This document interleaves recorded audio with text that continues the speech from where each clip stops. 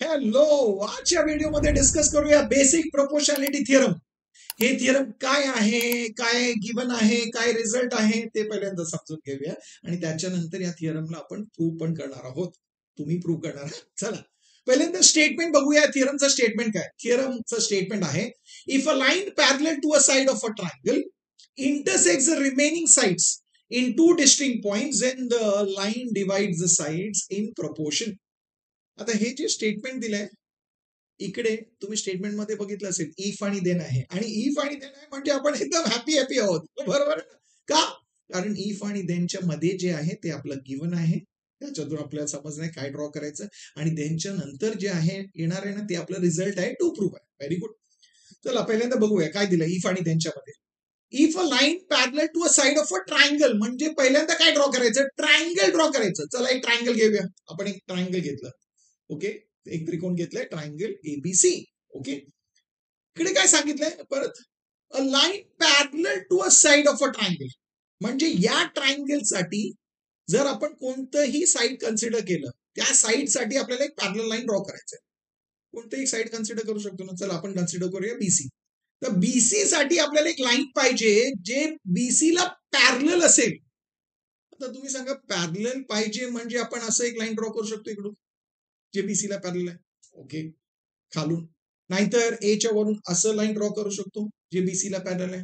Okay, नाहीतर आपण इकडून ए पासून पण ड्रॉ करू शकतो ना, जे पास होत आहे, जे बीसी ला पॅरलल आहे ते ड्रॉ करू शकतो. नाही तर अजून एक ऑप्शन आहे, आपण एक असं ड्रॉ करू शकतो जे इकडे इंटरसेक्ट करते बघा, असं असं. Okay, line L parallel to BC. पण हे बरोबर आहे का? या ऑप्शन मधून हे बरोबर आहे? बघून घेऊया, कारण अजून कंडिशन दिलंय, ते कंडिशन वाचा. काय दिलंय?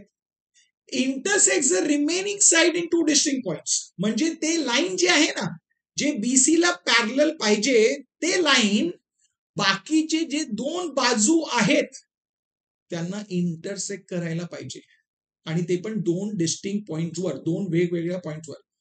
आता बाकीचे दोन साइड्स म्हणजे आपण बीसी कन्सिडर केले, म्हणजे बाकीचे दोन बाजू कोणते? ए बी आणि ए सी. आता बघा, हे जे लाईन आहे हे ए बी आणि ए सी ला इंटरसेक्ट करताय का? करताय. आणि दोन वेगवेगळ्या पॉइंटवर करतायत की नाही? आहे. म्हणजे हे लाईन आहे जे आपल्याला ड्रॉ करायचं आहे, ते समजून घ्या. म्हणजे लाईन पाहिजे ते बीसी ला पॅरलल आहे, आणि ते ए बी आणि ए सी ला दोन वेगवेगळ्या पॉइंट्सवर इंटरसेक्ट करायला हवं. असं असेल तरच आपण हे थिअरम अप्लाय करू शकतो. म्हणजे तुम्ही सांगणार, खालून आपण पॅरलल ड्रॉ केलं तर चालेल का? नाही, कारण ते पॅरलल आहे, पण याला इंटरसेक्ट करताय का? नाही. एच्या वरून ड्रॉ केलं तर चालेल का? नाही. तुम्ही म्हणणार, ए पासून पास होताना केलं तर चालेल का? बघा बघा, ते पॅरलल असेल आणि ते जे लाईन आहे ते ए बी आणि ए सी ला इंटरसेक्ट पण करत आहे, पण एकाच पॉइंटवर करत आहे. कंडिशन काय दिलंय? दोन वेगवेगळ्या पॉइंटवर करायला. म्हणजे खूप डेप्थ आहे ना या स्टेटमेंटमध्ये, समजून घ्या. आता समजलं काय? ओके, म्हणजे हे आपल्याला दिलंय. म्हणजे आपल्याला काय दिलंय? In triangle ABC line L is parallel to side BC, हे दिलंय. आता हे दिलंय तर याचं रिझल्ट काय ते त्यांच्या नंतर लिहिलंय बघा. देन द लाईन, म्हणजे हे line divide the sides in proportion. Okay, हे जे लाईन आहे ते साइड्सला डिवाइड करत आहे इन प्रोपोर्शन. ओके, साइड्सला डिवाइड करते. हे लाईन जे आहे कोणत्या साइडला डिवाइड करते? हा, ए बी ला दोन पार्ट मध्ये डिवाइड करते आणि ए सी ला दोन पार्ट मध्ये डिवाइड करते. Divide the side in proportion. Proportion म्हटलं तर आपल्याला माहिती आहे, नाईन्थ मध्ये शिकलोय, रेशियो प्रोपोर्शन. म्हणजे प्रोपोर्शन म्हणजे रेशियोज इक्वल. म्हणजे प्रोपोर्शन सांगितलं म्हणजे इकडे दोन्ही रेशियोज एकमेकांना इक्वल असणार आहे. कोणतं रेशियो? हे जेव्हा एबी ला इंटरसेक्ट करते तेव्हा कोणतं रेशो बनतं तिकडे? AP upon PB. हे जे रेशो आहे हे रेशो, आणि दुसरं रेशो कुठे? एसी मध्ये. काय ते? ए क्यू अपॉन क्यू सी. हे दोन्ही रेशोज एकमेकांना इक्वल आहे. हे दोन्ही रेशोज एकमेकांना इक्वल आहे असं इकडे दिलंय. आता हे समजलं का? तुम्ही सांगणार हो हे तर समजलं आपल्याला. तेच आहे रिझल्ट. म्हणजे जेव्हाही आपल्याला हे कंडिशन दिलंय, कोणतं कंडिशन? एका ट्रायंगल मध्ये जेव्हा एक लाईन पॅरलल आहे एका साइडला, तर काय होणार आहे? आपल्याला हे रेशोज इक्वल भेटणार आहेत, आणि जे इक्वल रेशोज लिहिणार आहेत त्याचं रिझन काय? पूर्ण स्टेटमेंट लिहायचं नाही. हे शॉर्ट फॉर्म दिले ना आपल्याला, थिअरमसाठी एक नाव आहे. काय लिहायचं? Basic proportionality theorem. म्हणजे आता हे स्टेटमेंट आपल्याला समजलं, थिअरमचं ऍप्लिकेशन पण समजलं. कधी युज करायचं? ट्रायंगल मध्ये, जेव्हा आपल्याकडे एक लाईन पॅरलल आहे साईडला, तेव्हा आपण या रेशोजना इक्वल लिहू शकतो आणि रिझन लिहायचं बेसिक प्रोपोर्शनॅलिटी थिअरम. म्हणजे आता हे स्टेटमेंट समजलं, आपल्याला ऍप्लिकेशन पण समजलं. पण तुम्ही सांगणार परीक्षेत याला प्रूव्ह करायला पण येतं. ते स्टेटमेंट देतात आपल्याला आणि सांगतात प्रूव्ह करा, सिद्ध करा. ओके, पण काय ड्रॉ करायचं हे समजलं. काय गिवन मध्ये येणार आहे? तुम्ही लिहिणार इन ट्रायंगल एबीसी लाईन आहे पॅरलल टू साइड बीसी, ते गिवन आलं. आणि सिद्ध काय करायचं? AP upon BB is equal to AQ upon QC. पण अजून एक लक्षात ठेवा, हे रेशोज लिहिताना लक्षात ठेवा लक्षात असलं पाहिजे, एपी अपॉन पीबी लिहिलं म्हणजे आपण एक्यू अपॉन क्यूसी लिहिणार. क्यूसी अपॉन एक्यू लिहू शकतो का? नाही, करस्पॉन्डिंग पाहिजे. म्हणजे वरचं लिहिले म्हणजे वरचं. पण तुम्ही उलट पण लिहू शकता. म्हणजे तुम्ही पीबी अपॉन एपी जर लिहिलं म्हणजे दुसरं रेशो काय येणार आहे? QC upon AQ. हे लक्षात ठेवायचं. ओके, तर आता प्रूव्ह करण्यासाठी रेडी आहात? ओके, चला बघूया. म्हणजे आपलं फिगर रेडी आहे, गिवन रेडी आहे, टू प्रूव्ह रेडी आहे. चला आता प्रूव्ह कसं करायचं, सिद्ध कसं करायचं, चला बघूया. आता इकडे हे प्रूव्ह करण्यासाठी आपल्याला नेहमी टू प्रूफ कडे जायचं. आपण टू प्रूफ कडे गेलो. टू प्रूफ कडे काय आपल्याला पाहिजे? AP upon PB is equal to AQ upon QC. हे जर प्रूफ करायचं ना, तर आपण हे जे ट्रायंगल आहे, छोटं ट्रायंगल एपी क्यू आणि हे जे मोठं ट्रायंगल आहे एबीसी, हे दोन्ही ट्रायंगल्स, हे दोन्ही जे ट्रायंगल्स आहेत यांना आपण सिमिलर प्रूफ करू शकतो. सिमिलर प्रूफ करू शकतो माहिती आहे कसं? कॉमन अँगल आहे ना ए, आणि अँगल एपी क्यू आणि अँगल एबीसी हे इक्वल आहेत की नाही? कारण हे लाईन पॅरलल आहे म्हणजे करस्पॉन्डिंग अँगल्स इक्वल आहे. आपण हे दोन्ही ट्रायंगल्स एकमेकांना आपण समरूप दाखवू शकतो, सिमिलर दाखवू शकतो. आणि रिझन काय त्याच्यासाठी? ए टेस्ट ऑफ सिमिलॅरिटी आपण करू शकतो. पण असं करायचं का? नाही, कारण आणि ते करून आपल्याला रेशोज भेटणार, आपण हे सॉल्व्ह करू शकतो फॉर द रेशोजला सिम्प्लिफाय करून. पण असं करायचं नाही, कारण टेक्स्टबुक मध्ये हे सिद्ध कसं केलंय? यूज काय केलंय? यूज केलंय ratio of areas of two triangles. Areas of two ट्रायंगल्सचे जे 4 प्रॉपर्टीज तुम्ही या चॅप्टरमध्ये, या धड्यामध्ये स्टार्टिंगला शिकलात, ते यूज करून करायचंय. म्हणजे सिमिलॅरिटी यूज करायचं नाही. ओके, म्हणजे आपल्याला तसंच प्रूव्ह करावं लागेल. ओके, आता तुम्ही सांगा तिकडे तर 4 प्रॉपर्टीज आपण शिकलोत, बरोबर? आणि इकडे आपल्याला काय पाहिजे? 2 रेशोज इक्वल पाहिजे. पहिल्यांदा एक रेशो बघायचा. चला लेफ्ट हँड साईडला बघूया. म्हणजे आपल्याला एपी अपॉन पीपी पाहिजे. पहिल्यांदा एक रेशो आणायचं, पण त्यासाठी ते 4 प्रॉपर्टीज आहेत. तुम्हाला माहित आहे फर्स्ट प्रॉपर्टी काय? Area upon area is equal to base into height upon base into height. हे कधी यूज करतो? जेव्हा दोन्ही ट्रायंगलचे बेस आणि हाईट काहीच इक्वल नाही. सेकंड आपण यूज करतो area upon area is equal to base upon base जर हाईट इक्वल आहे. नंतर आपण यूज करू शकतो area upon area is equal to height upon height जर बेस इक्वल आहे. आणि लास्ट आहे एरिया जर इक्वल जर बेस आणि हाईट दोन्ही इक्वल आहेत. ओके, आता याच्यातून आपल्याला न्यूमरेटर मध्ये एपी, डिनॉमिनेटर मध्ये पीबी, म्हणजे वर एक सेगमेंट पाहिजे, खाली एक सेगमेंट पाहिजे. हे आणण्यासाठी फर्स्ट तर नाही चालणार, कारण तिकडे प्रोडक्ट असतं न्यूमरेटर आणि डिनॉमिनेटर. फोर्थ पण नाही चालणार, तिकडे आपण ट्रायंगल्सचं एरिया इक्वल लिहितो आणि नाहीतर रेशो इक्वल टू 1 लिहितो, नाही चालणार. म्हणजे सेकंड नाही तर थर्ड याच्यापैकी आपल्याला एक यूज करायचं. पण कोणतं यूज करायचं? चला बघूया. म्हणजे आपण सांगतोय एपी अपॉन पीबी आणण्यासाठी आपल्याला बेस अपॉन बेस भेटलं पाहिजे, नाहीतर हाईट अपॉन हाईट तेच यूज करावं लागेल. आता बघा, हे एपी जे आहे ते हाईट होऊ शकतं का? ते सेगमेंट एपी जे दिलंय आपल्याला ते सेगमेंट परपेंडिक्युलर दिलंय का? नाही. म्हणजे हे कोणत्याही ट्रायंगलसाठी हाईट नाहीये.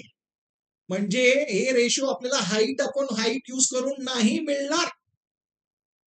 म्हणजे साहजिक आहे आपल्याला हे बेस अपॉन बेस यूज करावं लागेल. म्हणजे तुम्ही सांगता एपी बेस आहे. ओके, एपी बेस, बेस म्हणजे कोणत्या ट्रायंगलचं साईड? हे कोणत्या ट्रायंगलचं साईड आहे? तुम्ही सांगणार ट्रायंगल एपी क्यूचं साईड आहे ना, म्हणजे एपी त्या ट्रायंगलसाठी आपण बेस कन्सिडर करू शकतो. Very good. आता हे बेस आहे, तर बेस अपॉन बेस पाहिजे, म्हणजे ते डिनॉमिनेटर म्हणजे पीबी आहे ते पण बेस असलं पाहिजे. आता हे बघा ना, एपी आणि पीबी हे दोन्ही बेस एका लाईनवर आहे. हे 3 पॉइंट ए, पी आणि बी कोलिनियर आहे. असं काय आपण शिकलेलो का? मी तुम्हाला तुमच्या बरोबर डिस्कस केलंय मागच्या व्हिडिओमध्ये. नाही बघितलं तर बघून घ्या, त्याचं लिंक मी तिकडे दिलंय. आठवते ते व्हिडिओ केले ट्रायंगल्स विथ इक्वल हाईट्स. तिकडे थर्ड सिच्युएशन मी तुम्हाला शिकवलेलं, bases on the same line. म्हणजे जेव्हा 3 पॉइंट कोलिनियर आहे आणि 4th पॉइंट बाहेर आहे, 4 पैकी जर 3 पॉइंट कोलिनियर आहे म्हणजे ते बेसेस एका लाईनवर आहे आणि जे 4th पॉइंट आहे ते कॉमन वर्टेक्स आहे. आठवतंय? बघून घ्या ते व्हिडिओ तर तुम्हाला समजणार. Third situation. ओके, तर तुम्ही सांगतायत हो म्हणजे एपी या ट्रायंगलचा पार्ट आहे, साईड आहे. पीबी ला पण आपल्याला साईड बनवावं लागेल ना का ट्रायंगलचं? ट्रायंगल कसं बनणार आहे? आता आपल्याला माहित आहे 4th वर्टेक्स हे कॉमन वर्टेक्स आहे, त्याला जोडावं लागेल ना बी पासून. ओके, दॅट मीन्स आपल्याला कन्स्ट्रक्शन समजलं. पण हे का केलं ते समजलं का? ते महत्वाची गोष्ट आहे.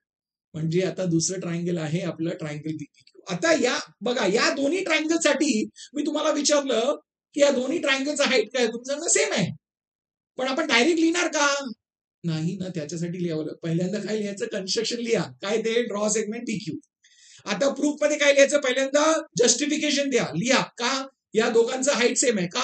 आपल्याला माहिती आहे ना, पहिल्यांदा लिहावं लागेल. कॉमन वर्टेक्स आहे तर आपण लिहिणार triangle APQ and triangle BPQ have a common vertex Q and their bases. Bases काय? एपी आणि PB lie on the same line AB. त्यामुळे यांचं हाईट सेम आहे. लिहिलं. आता हाईट सेम आहे म्हणजे आपण काय लिहिणार? Area of triangle APQ upon area of triangle BPQ equal to काय लिहिणार? Base upon base. Base upon base म्हणजे एपी अपॉन पीबी. लिहून घ्या. लिहिलं. एपी अपॉन पीबी आलं, जे आपल्याला पाहिजे होतं हे आपण युज करणार होतं. याला मग करा रिझल्ट नंबर 1. पण असं का लिहिलं? कारण triangles having equal heights. Very good. आता मी तुम्हाला मदत केलं फर्स्ट रेशो आणण्यासाठी. आता नाही करणार, आता तुम्ही करायचं. तुम्ही सांगणार होणार आहे, कारण आता AQ अपॉन QC आणायचंय. तुम्ही सांगणार ते सेम आहे ना, तसंच करायचंय की नाही? कारण तुम्ही सांगणार AQ जे आहे या ट्रायंगल साठी बेस आहे आणि QC जे आहे ते ट्रायंगल साठी बेस आहे का? पण आपण बनवू शकतो का? तुम्ही सांगणार हो हो, एक्साइटेड आता. काय आहे? Construction CP. म्हणजे ते तिकडे लिहायचं त्याच्या बाजूला अजून एक कन्स्ट्रक्शन BQ अँड CP. आता आपल्याला 2 ट्रायंगल्स कोणतं कन्सिडर करायचं माहित आहे, त्यांचं हाईट सेम लिहायचंय माहित आहे, स्टेटमेंट माहित आहे. म्हणजे काय लिहिणार? Triangle APQ and triangle CPQ have a common vertex P and their bases lie on the same line. लिहिलं तिकडे, झालं. ओके, आता आपण काय लिहू शकतो? Very good. म्हणजे आपण लिहिणार दे हाईट्स आर इक्वल. ओके, त्यांचं हाईट इक्वल आहे. ओके, हाईट इक्वल आहे म्हणजे काय करायचं आता? Very good. हाईट्स इक्वल आहेत म्हणजे आपण लिहू शकतो area upon area is equal to base upon base. म्हणजे area of triangle APQ upon area of triangle CPQ is equal to आपण लिहू शकतो. काय लिहिणार आपण? Very good. लिहिणार आहोत AQ upon CQ. Very good. आणि हे झालं आपलं रिझल्ट नंबर 2. रिझल्ट नंबर 2 झालं. Very good. तुम्ही सांगितलं हो, रिझल्ट नंबर 2 झालं ना. Triangles with equal heights. Very good. Simple झालं. आता आता काय करायचं? हो, आता आपण हे यूज करणार आहोत. ओके, आपल्याकडे 2 रिझल्ट आलेत. रिझल्ट नंबर 1 मध्ये आपल्याला जे पाहिजे होतं एक रेशो लेफ्ट हँड साईडचं आलंय आणि रिझल्ट नंबर 2 मध्ये जे राईट हँड साईडला पाहिजे होतं ते रेशो आलंय. पण आपल्याला हे दोन्ही रेशोज इक्वल पाहिजेत. मला सांगा, या दोन्ही स्टेटमेंटची जे राईट हँड साईड आहे ते राईट हँड साईड इक्वल कधी होणार आहे? जर आपल्याला लेफ्ट हँड साईड इक्वल आलं तर. आता लेफ्ट हँड साईडला बघा, तिकडे पण रेशो आहेत. चला दोघांचं न्यूमरेटर बघूया. एकाचं न्यूमरेटर काय? Area of triangle AP. दुसऱ्याचं न्यूमरेटर काय? Area of triangle AP. तुम्ही सांगणार ते सेम आहे ना. Very good. आता जर आपल्याला डिनॉमिनेटर पण सेम भेटलं म्हणजे झालं. तर डिनॉमिनेटर बघा काय तिकडे? Area of triangle BBQ. दुसरं काय? Area of triangle CPQ. हे तर सेम ट्रायंगल्स आहे ना, म्हणजे तुम्ही सांगताय यांचं एरिया आपल्याला इक्वल दाखवावं लागेल आणि ते आहे हिंट. म्हणजे आपल्याला हे सॉल्व्ह करण्यासाठी आपल्याला कसंही एरिया ऑफ ट्रायंगल बीपीक्यू आणि एरिया ऑफ ट्रायंगल सीपीक्यू यांचं एरिया इक्वल दाखवावं लागेल. हिंट आहे. हे भेटलं म्हणजे आपल्याला लेफ्ट हँड साईड सेम भेटणार आहे. सेम सेम झालं म्हणजे राईट हँड साईड सेम आणि झालं. Very good. आता करायचं कसं? म्हणजे आपल्याला हे ट्रायंगल बघावं लागेल. कोणते ट्रायंगल आहे? Triangle BPQ. चला मी हायलाइट करून ट्रायंगल बीपीक्यू. आणि दुसरं कोणतं आहे? Triangle CPQ. बघा या 2 ट्रायंगल. या दोन्ही ट्रायंगल्स मध्ये, ओके बघून घ्या, या दोन्ही ट्रायंगल्स मध्ये बघा बघा बघा, या दोन्ही ट्रायंगल्स मध्ये काय करायचं? ओके, दोन्ही ट्रायंगल्सला आपल्याला एरियाज इक्वल पाहिजे, म्हणजे दोघांचं बेस पण सेम असायला पाहिजे आणि हाईट पण सेम असायला पाहिजे. आता बेस सेम आणि हाईट सेम हे कसं दाखवणार? बेस सेम आणि हाईट सेम बघूया.